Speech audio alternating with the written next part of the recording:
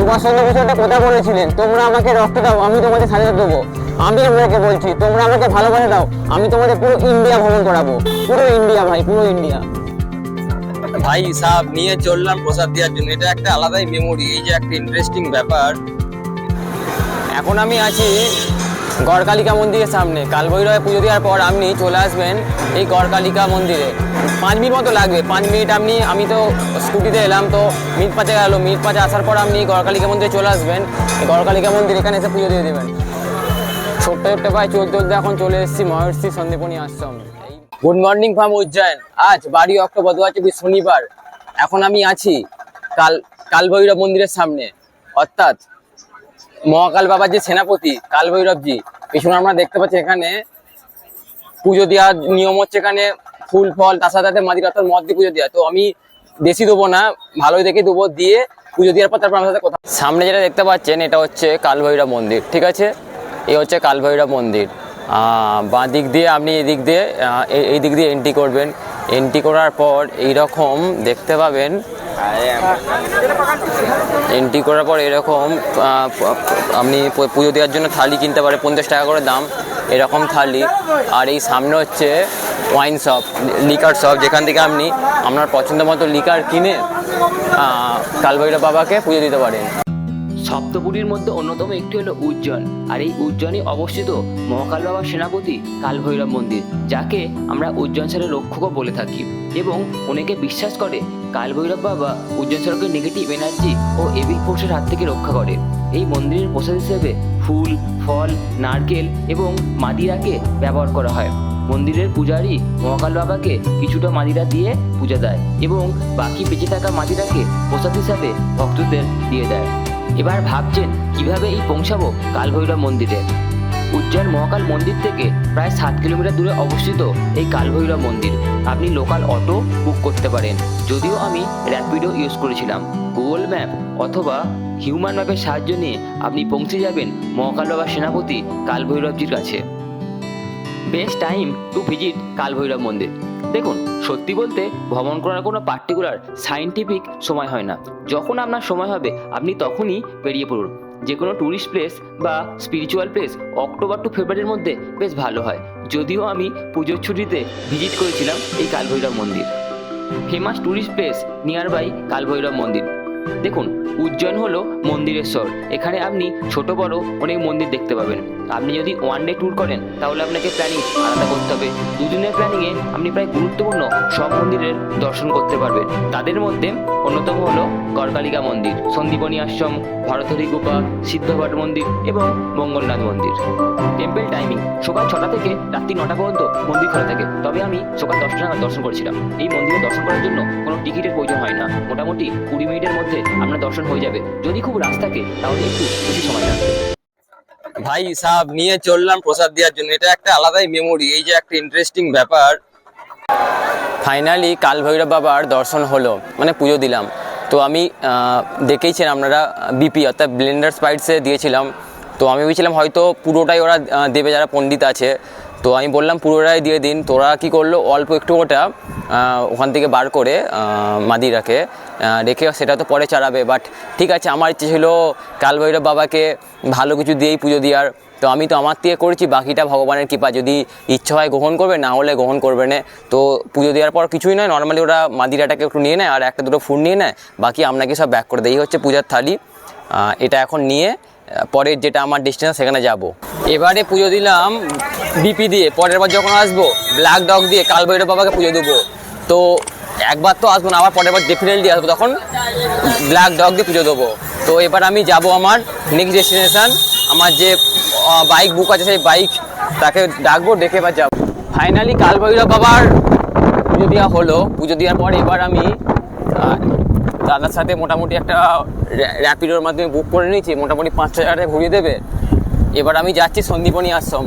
সেই সন্দীপনী আশ্রমে যেয়ে এবার কোথায় হবে। কালভৈরব বাবার পুজো দেওয়ার পর এখন আমি যাচ্ছি সন্দীপনী আশ্রমে। তো চলুন যাওয়া যাক সেই সন্দীপনী আশ্রমে। মোটামুটি আপনারা যখন আসবেন অটো বুক করতে পারেন, বাট অটোতে সময় একটু বেশি লাগবে।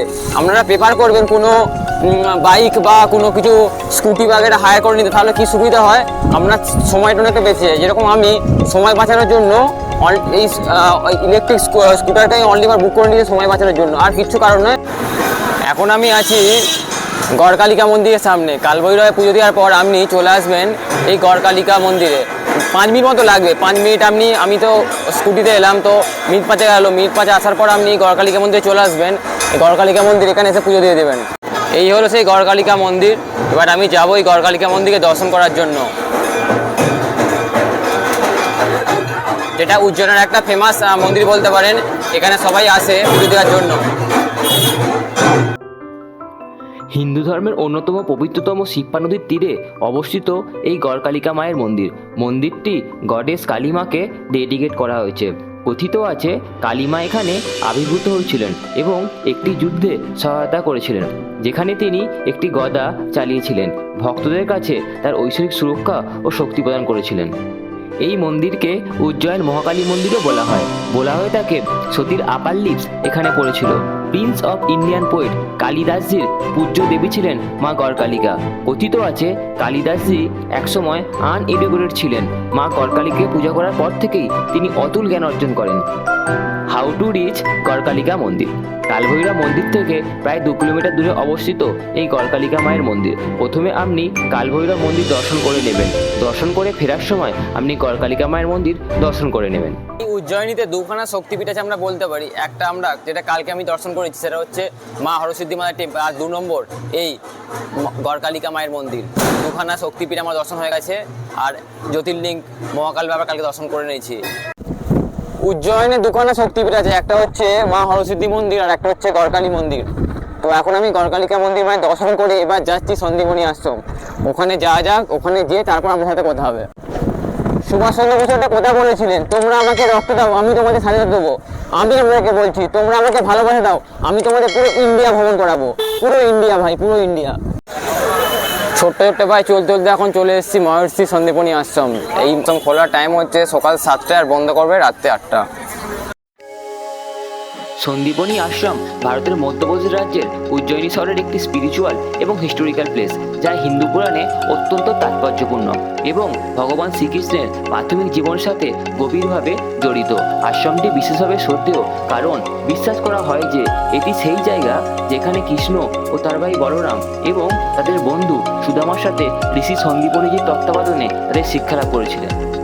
সন্দীপনী আশ্রম পরিদর্শন কেবল হিস্টোরিক্যাল জার্নি বলে মনে হবে না, স্পিরিচুয়াল এক্সপিরিয়েন্সেরও অনুভূতি হবে। আশ্রমের শান্ত পরিবেশ, ভগবান শ্রীকৃষ্ণের জীবন ও শিক্ষার সমস্ত মেমোরি ভক্তদের জন্য গভীর শ্রদ্ধেয় স্থান করে তোলে। এই আশ্রমটি বৈদিক ট্র্যাডিশন, হিন্দু ফিলোসফি এবং ভগবান শ্রীকৃষ্ণের শৈশব সম্বন্ধে জানার এক দুর্দান্ত জায়গা। পবিত্র শিপ্পা নদীর নিকটবর্তী শান্ত পরিবেশ দর্শনার্থীদের এই জায়গার স্পিরিচুয়াল শক্তির সাথে সংযোগ স্থাপনে সহায়তা করে। ভগবান শ্রীকৃষ্ণের শিক্ষা। হিন্দু পুরাণ অনুসারে সন্দীপনী আশ্রম, যেখানে ভগবান কৃষ্ণ এবং তার ভাই বলরামকে বৈদিক গ্রন্থ, মার্শাল আর্ট এবং অন্যান্য ঐতিহ্যবাহী শিল্পে শিক্ষা গ্রহণের জন্য পাঠানো হয়েছিল। ঋষি সন্দীপনী প্রদত্ত এই শিক্ষা তাদের আধ্যাত্মিক ও ঐশ্বরিক উদ্দেশ্য গঠনে গুরুত্বপূর্ণ ভূমিকা পালন করেছিল। কথিত আছে যে কৃষ্ণ ও বলরাম এখানে বহু বছর ধরে ঋষির অধীনে শিখেছিলেন, যিনি তার জ্ঞান ও জ্ঞানের জন্য বিখ্যাত ছিলেন। ঋষি সন্দীপনী একজন কিংবদন্তি ব্যক্তিত্ব, যিনি বেদ ও তার আধ্যাত্মিক শিক্ষার গভীর জ্ঞানের জন্য পরিচিত। তাকে প্রাচীন ভারতের অন্যতম শ্রেষ্ঠ ঋষি হিসেবে বিবেচনা করা হয়। ভগবান শ্রীকৃষ্ণের সাথে তার সহচর্য এই আশ্রমকে কৃষ্ণের ভক্তদের জন্য বিশেষভাবে গুরুত্বপূর্ণ করে তোলে। ভারত ঐতিহ্য, সংস্কৃত এবং ঐতিহ্যের ভূমি। সময় বদলে যায় অনেক কিছুই, কিন্তু পেছনে যা রয়ে গেছে তা হলো অতীত যুগের অবশিষ্টাংশ। যদি পবিত্র শহর উজ্জয়িনী হয়, তবে এই শহরের খুব বিখ্যাত ধরতরি গুপা দেখতে ভুলবেন না। শৈল্পিকভাবে খোদাই করা গুহাগুলি শিপ্পা নদীর তীরে গড়কালিকা মন্দির থেকে প্রায় 2 কিলোমিটার দূরে অবস্থিত এবং এটি উজ্জয়িনীর অন্যতম প্রধান পর্যটন কেন্দ্র।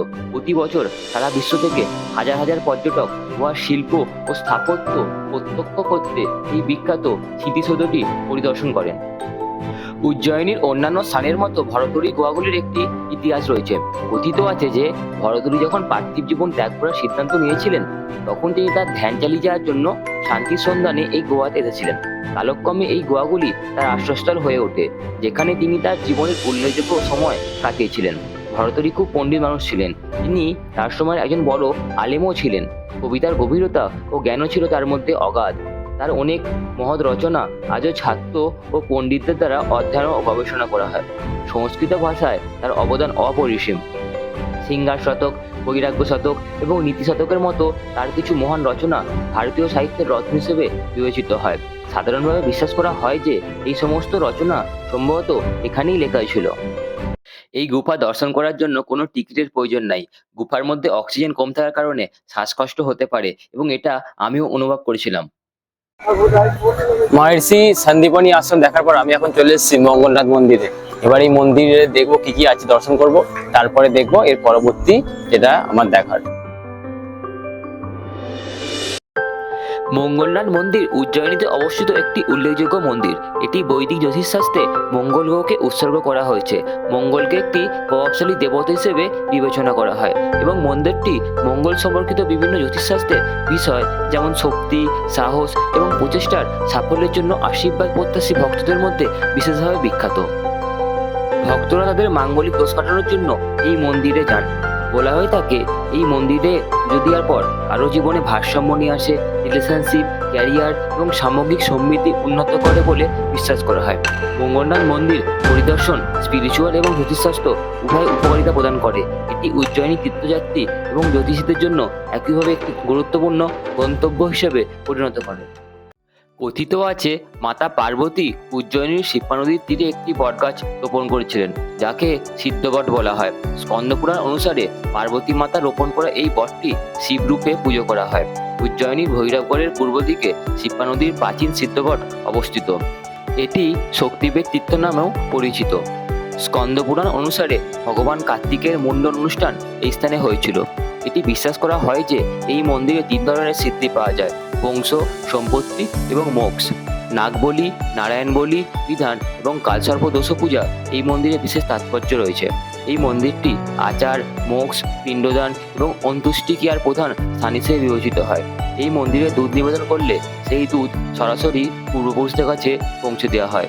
এই মন্দির সম্পর্কে আরও বলা হয় যে মুঘল শাসকরা এই গাছটি কাটার চেষ্টা করেছিলেন, কিন্তু অঙ্কুরগুলি আবারও অঙ্কুরিত হয়েছিল এবং এটি আজও সবুজ। আপনি যদি চারধাম দর্শন না করেন চিন্তা করবেন না, উজ্জয়নে আপনি চারধাম মন্দির দর্শন করতে পারবেন। দক্ষিণে রামেশ্বরম, পূর্বে জগন্নাথ, উত্তরে বদ্রীনাথ এবং পশ্চিমে দ্বারকাধাম। এই সব কিছু আপনি এই চারধাম মন্দিরে দেখতে পাবেন। এবার আমি আমার অভিজ্ঞতা শেয়ার করছি। আপনি উজ্জয়ন একদিনের প্ল্যানিংয়ে ঘুরতে পারেন কিংবা 2 দিনের প্ল্যানিংও ঘুরতে পারেন। একদিনের উজ্জয়ন ঘুরতে হলে আপনাকে আর্লি মর্নিং থেকেই শুরু করতে হবে। আপনি উজ্জয়নে ট্যুরকে 2 ভাগে ভাগ করতে পারেন: ইনসাইড উজ্জয়ন এবং আউটসাইড উজ্জয়ন। ইনসাইড উজ্জয়নের মধ্যে আপনি কি কি দেখবেন? 1 নাম্বার মহাকালেশ্বর মন্দির, 2 নাম্বার বারাগণেশ মন্দির, 3 নাম্বার মা হরসিদ্ধি মন্দির, 4 নাম্বার চারধাম মন্দির, 5 নাম্বার রাম জানকী মন্দির, 6 নাম্বার বিক্রম টিলা অ্যান্ড সব থেকে লাস্ট মহাকাল্য। আর আপনি আউটসাইড উজ্জয়নে কি কি দেখবেন? নাম্বার 1 কালভৈরব মন্দির, নাম্বার 2 হরকালিকা মন্দির, নাম্বার 3 ভরতরি গুফা, নাম্বার 4 সন্দীপনী আশ্রম, নাম্বার 5 মঙ্গলনাথ মন্দির অ্যান্ড লাস্ট সিদ্ধবট মন্দির। এদের মধ্যে ইভিনিংয়ে হরসিদ্ধি মন্দিরের সন্ধ্যারতি ও রাতের মহাকাল্যকের বিউটি দেখতে ভুলবেন না। মানে সন্ধ্যা 6টার পর আপনি এই দুটো প্লেসকে এক্সপ্লোর করতে বেরিয়ে পড়বেন। একদিনের প্ল্যানিংয়ে উজ্জয়ন ভিজিট। আর্লি মর্নিংয়ে মহাকাল বাবার দর্শন করে সকাল 7টা নাগাদ চলে যান আউটসাইড উজ্জয়নকে এক্সপ্লোর করতে। পার্সোনাল ভেহিকেল কিংবা স্কুটি রেন্ট নিয়ে নিন, অথবা অটোকেও পার্সোনাল বুক করতে পারেন। তবে উজ্জয়নের র্যাপিডো সার্ভিস অ্যাভেলেবেল আছে, কিন্তু খুব কম ফ্রিকোয়েন্সি পাবেন। প্রথমেই চলে যান কালভৈরব মন্দির, তারপর গড়কালিকা মায়ের মন্দির, তারপর যান ভরতরি গুফা। ভরতরি গুফা দেখে চলে যান সন্দীপনী আশ্রম। সন্দীপনী আশ্রম দেখে দর্শন করুন মঙ্গলনাথ মন্দির, আর সব থেকে লাস্টে দর্শন করুন সিদ্ধবট মন্দির। মোটামুটি 4-5 ঘন্টায় আপনার পুরো আউটসাইড উজ্জয়ন কমপ্লিট হয়ে যাবে। আর হ্যাঁ, আপনি গুগল ম্যাপে এই সমস্ত লোকেশনকে অ্যাড করে আপনার সুবিধা মতো আপনি ট্যুর প্ল্যান বানাতে পারেন। দুপুর 2টো নাগাদ লাঞ্চ করে ফিরে পড়ুন উজ্জয়ন ইনসাইডকে এক্সপ্লোর করার জন্য। বারাগণেশ মন্দির দিয়ে শুরু করুন সেকেন্ড হাফের যাত্রা। তবে পায়ে হেঁটেই আপনি উজ্জয়ন ইনসাইডের মধ্যে সমস্ত ছোট বড় মন্দির ঘুরতে পারবেন। বারাগণেশ মন্দির দর্শন করে চলে যান বিক্রমটিলা এক্সপ্লোর করতে। তারপর যান সরস্বতী মায়ের মন্দির, আর সরস্বতী মায়ের মন্দির দর্শন করে চলে যান চারধাম মন্দির। ইভিনিংয়ে চলে আসুন সরস্বতী মন্দিরের সন্ধ্যা আরতি দেখতে। সন্ধ্যা আরতি দেখে চলে যান মহাকাল্য করিডোরের রাতের বিউটিকে এনজয় করতে। এই প্ল্যানিংয়ে আপনি একদিনে উজ্জয়ন আরামসে এক্সপ্লোর করতে পারেন। যদিও আমি এই সমস্ত প্লেসকে এক্সপ্লোর করার জন্য 2 দিন সময় নিয়েছিলাম। 2 দিনের প্ল্যানিং খুব সিম্পল। প্রথম দিন মহাকাল বাবা দর্শন করে ইনসাইড উজ্জয়নকে এক্সপ্লোর করুন, আর দ্বিতীয় দিন আউটসাইড উজ্জয়ন এক্সপ্লোর করে চলে যান ওমকারেশ্বর।